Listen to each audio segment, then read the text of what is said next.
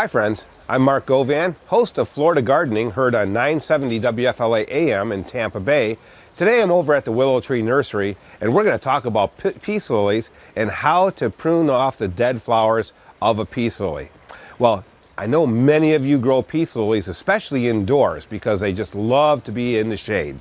Well, with peace lilies, once they get of size, they start to produce these long stems, and on top of the stems, we call this a spathe.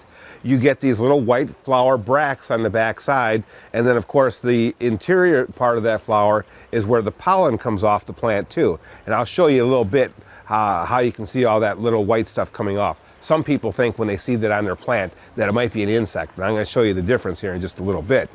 But peace lilies are a great plant to grow indoors because they can take that nice shade that we have inside the home. You don't want these put out in the sun. Too much sun, your peace lily is going to die. Also, with peace lilies, you got to remember they like to be kept on the wet side. So don't let your peace lilies dry out and don't put them in the full sun. Well, for today's demonstration, we're going to only need one tool. And of course, that's our handy dandy clippers. Clippers are real easy, and I'll show you how to take off the spent blossoms that we have up on top of this plant. Well, first of all, just like I had said earlier, this little piece in the middle here gets a lot of pollen built up on the plant. And a lot of people do call me and say that they see white stuff on their plant and they think it might be bugs. Well, what it actually is the pollen being ejected from this part of the plant. Now, sometimes when you tap it, you can see the little bit of pollen coming off. Now, it's not coming off right now, but certain times of day, it comes off and coats some of the leaves below. I just don't want you to be thinking that that is where the problem is existing. So, but this is just one of the problems I see on anthuriums. Now, getting to how to trim these flowers off. Now, take a look. If I pull these back a little bit, you're going to see how long this stem comes up out of the plant. If this was one that was bad, we would go ahead and trim this off, but this one still has a few days left.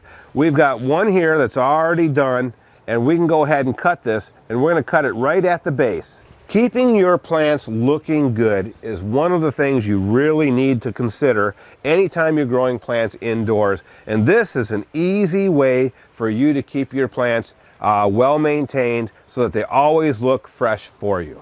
Well, I hope this has helped you achieve the goal of being able to know where to cut the dead flowers off of your peace lilies and keeping your plants looking right.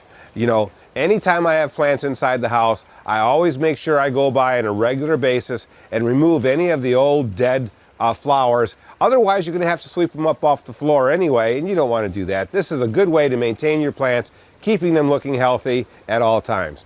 I'm Mark Govan, host of the Florida Gardening radio program on 970 WFLA AM, here talking to you today at the Willow Tree Nursery.